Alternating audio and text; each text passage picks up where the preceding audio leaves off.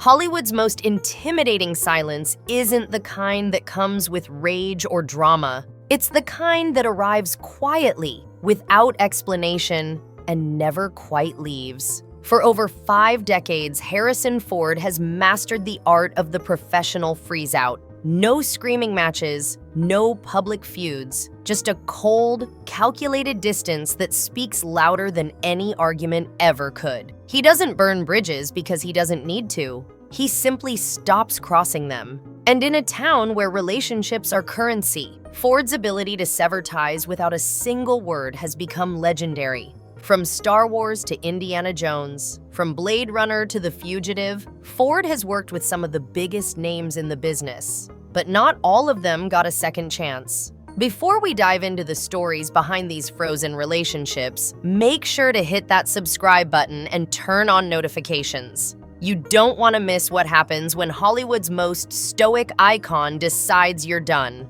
And trust me, when Harrison Ford is finished with you, there's no coming back. Here are 6 actors who learned the hard way that once you cross Ford's invisible line, you're out forever. Sean Young, the Blade Runner. Freeze. In 1982, Blade Runner became a science fiction masterpiece. But behind those rain-soaked neon streets, something else was brewing. Something uncomfortable, something cold. Sean Young was relatively new to Hollywood when she landed the role of Rachel opposite Harrison Ford's Rick Deckard. On paper, it was the perfect casting. A rising star paired with an established icon in what would become one of cinema's most talked about love scenes. But the chemistry everyone expected never materialized. According to Young, Ford barely acknowledged her existence. Not during breaks. Not in the makeup trailer, not even when they filmed one of the most intimate scenes in science fiction history.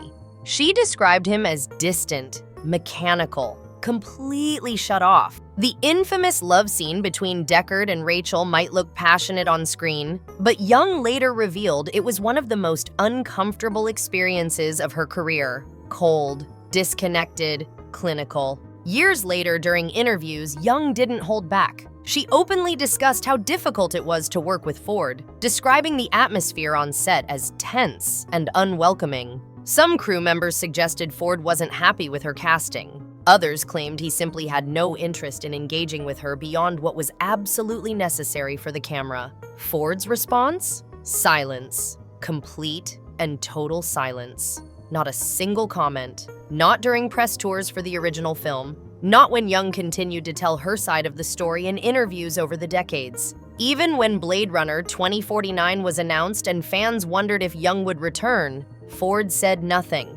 She didn't appear in the sequel, and when asked about it, Young made it clear she wasn't surprised. They didn't want me, and honestly, I wasn't shocked. Ford never addressed her criticisms, never defended himself, never even acknowledged the tension. In his world, if something doesn't deserve a response, it doesn't get one. And Sean Young? She got nothing but the cold shoulder and the echo of her own voice. In a career spanning 5 decades, Ford has worked with hundreds of co-stars. Many never see him again.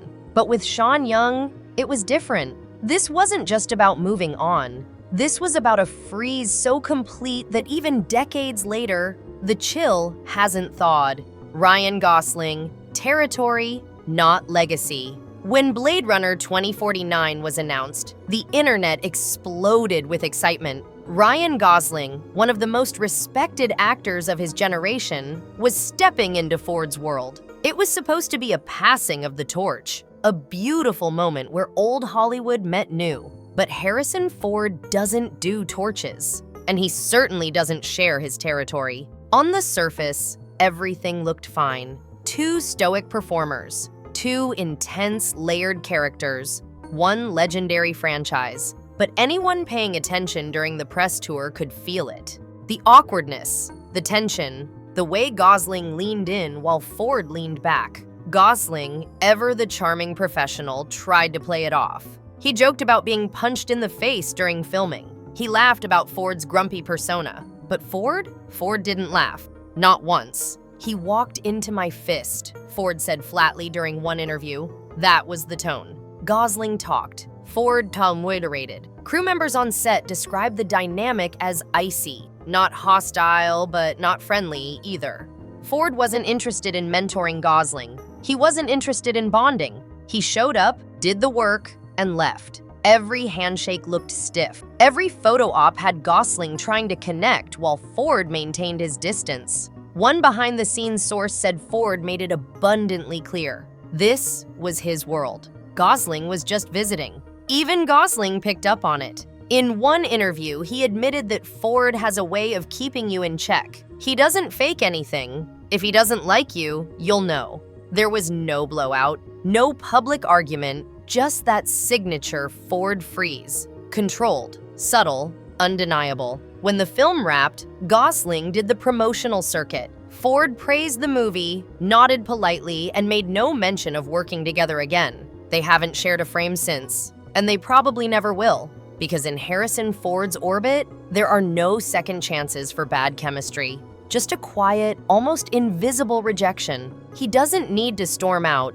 He just never walks back in. And when that door closes, you won't even hear the click. But the tension doesn't stop there, because Ford's next freeze out might be the most brutal of them all. Shia LaBeouf, the ultimate betrayal. When Indiana Jones returned in 2008, fans were cautiously optimistic. Sure, it had been nearly 20 years since The Last Crusade, but Harrison Ford was back. Steven Spielberg was directing. What could go wrong? Enter Shia LaBeouf. Fresh off the success of Transformers, LaBeouf was Hollywood's golden boy. Charismatic, unpredictable, full of energy. Spielberg handpicked him to play Mutt Williams, Indy's rebellious son. On paper, it made sense. In practice, it was a disaster waiting to happen. The set of Kingdom of the Crystal Skull was high stakes. Ford was stepping back into the fedora after 2 decades. Expectations were brutal. LaBeouf brought a loose, improvisational energy that Ford found irritating at best, intolerable at worst. But they got through filming. No explosions, no public meltdowns.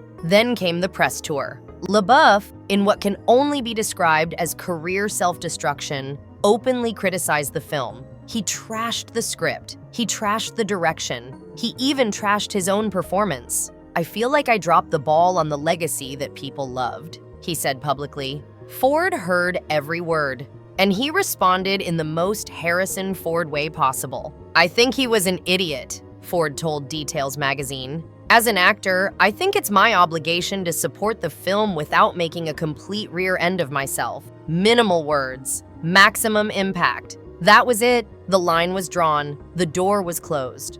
LaBeouf tried to walk it back later, expressing regret for his comments. He admitted they damaged his relationship with Spielberg. But Ford? Ford never responded. He didn't need to. When the next Indiana Jones film was announced, LaBeouf's name was nowhere on the cast list. In fact, the movie wrote his character off entirely. A single throwaway line. Gone, forgotten, erased. Ford never mentioned LaBeouf in interviews, never joked about it, never acknowledged the tension. He just deleted the connection like it never existed. And for LaBeouf, it became one of the most public freeze-outs of his career. A brutal reminder that in Ford's world, your words echo louder than your scenes. One mistake, one betrayal, and it's over. He doesn't yell, he doesn't explain, he just cuts clean. And you're left wondering if you ever existed at all. If you're enjoying this deep dive into Harrison Ford's coldest professional moments,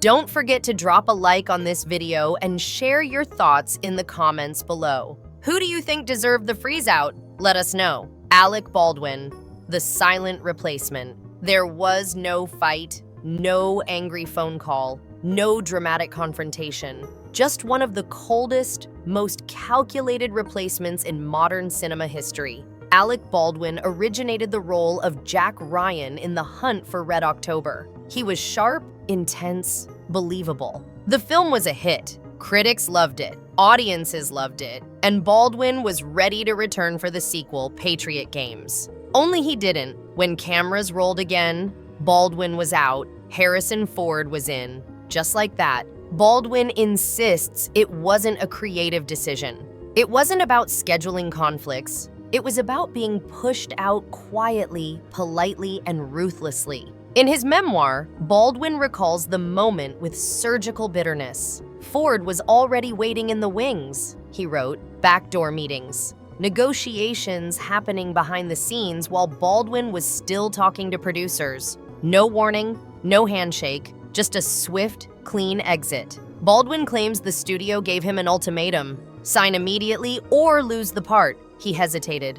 Ford didn't, and once Ford took the role, he never looked back. No mention of Baldwin, no acknowledgement, just quiet dominance. Baldwin wrote years later that Ford's presence alone made it clear he was done. "He didn't walk up to me and say anything. Nothing. Just his presence in the room, and I knew I was finished." Ford's version of Jack Ryan became a box office juggernaut. He carried the franchise through Patriot Games and Clear and Present Danger. Baldwin, meanwhile, never touched the character again. There were no public attacks, no interviews where Ford commented on the transition. In fact, to this day, Ford has never publicly spoken Baldwin's name in connection to Jack Ryan. It's like it never happened. But the silence was sharp, calculated, final. Baldwin has said he respects Ford, but that respect is laced with frost. There's no warmth in his words, no suggestion of closure, just the unshakable feeling of being quietly replaced by someone who didn't even look your way.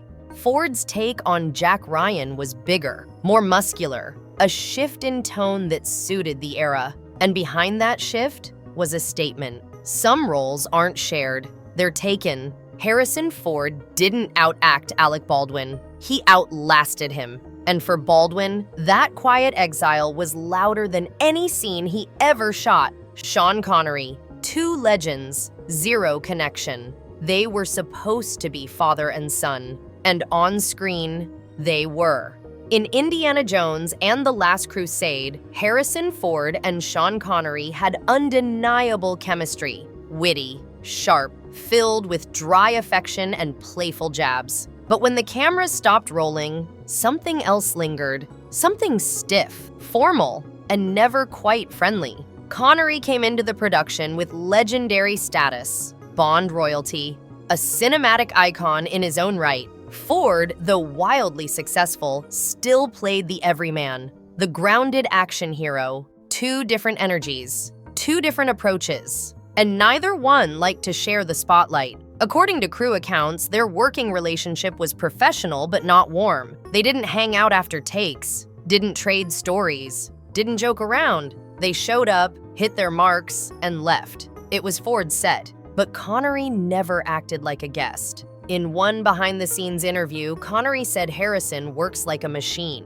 Very efficient, very internal, doesn't waste time. That sounds like praise. But to those who understand Connery's tone, it was also a dig. The unsaid part? Emotionless, robotic, closed off. Ford, for his part, never criticized Connery directly. But when asked about working with him, he replied simply, "We got through it." That's Ford speak for never again. When discussions came up about including Connery in Kingdom of the Crystal Skull, Ford didn't push for it. Connery was offered a cameo but declined. And Ford? He just shrugged and moved on. There was no fight, no feud, just two men with massive careers, enormous egos, and zero interest in bridging the gap. Connery didn't need Ford. Ford didn't want Connery. Their final shared frame in Last Crusade is a helicopter ride into the sunset. But behind the scenes, it was more like two pilots waiting to land on separate islands. When Connery passed away in 2020, Ford posted no tribute,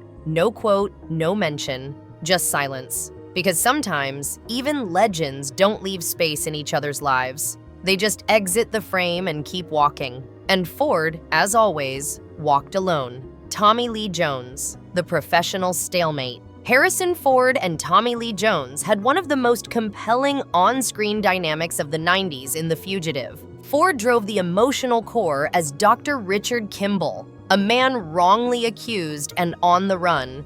Jones played U.S. Marshal Gerard with calm, relentless precision. On screen, their opposing forces crackled with tension. Off-screen, that tension was just as real. Jones later said in a press interview that Ford is intense. He stays in character. We exchanged information, but it doesn't take long. That reserved intensity rubbed some people the wrong way. Ford, known for controlling tone and atmosphere on set, reportedly found Jones's deadpan approach unsettling. When Ford pushed for more emotional nuance in a scene, Jones disagreed. Their creative visions simply didn't align. Though they never went public with criticism, insiders said rehearsals got chilly. Ford would call for another read-through. Jones would politely decline, saying the scene felt right as it was. Ford would relent, but the rhythm shifted. Scenes took longer. Tension lingered. During awards season, both swept praise. Both worked the circuit, yet they never shared a stage, never posed together for photos. The press tour was coordinated, but Ford's acknowledgments of Jones were formal and transactional. Years later, when The Fugitive celebrated anniversaries and potential sequels were discussed, Ford spoke fondly of the story, but he never campaigned for Jones's return. And Jones? He never reappeared in cast reunions with Ford, even when invited. There was no feud, no headline-making conflict, just a quiet freeze. An unspoken decision to never collaborate again. Ford likes his partnerships clear and trust-based. When that cracks, he walks away. No second takes, no follow-up calls, just the sound of footsteps walking quietly out of frame. The Ford philosophy: 6 cinematic worlds, 6 fallen connections. One man who never looked for noise, just alignment, and when he doesn't find it, he disappears. Harrison Ford has never slammed a door in front of a camera, never burned a bridge publicly, but he doesn't need noise to end a chapter. He just turns off the light and moves on. For some, working with him was a milestone. For others, it was a moment they'd never revisit. No second chances, no explanations, just silence. Ford's been Hollywood's reluctant icon for over 50 years. A man of few words and even fewer second chances. If the energy's wrong, if the vibe cracks once, he checks out, quietly, permanently. He doesn't burn bridges, he just stops crossing them. And that, perhaps, is the most powerful statement of all. Thanks so much for watching. If you enjoyed this look into Harrison Ford's most frozen relationships, make sure to subscribe and hit that bell icon so you never miss our next deep dive into Hollywood's untold stories. Drop a comment below and let us know which story surprised you the most. See you in the next one.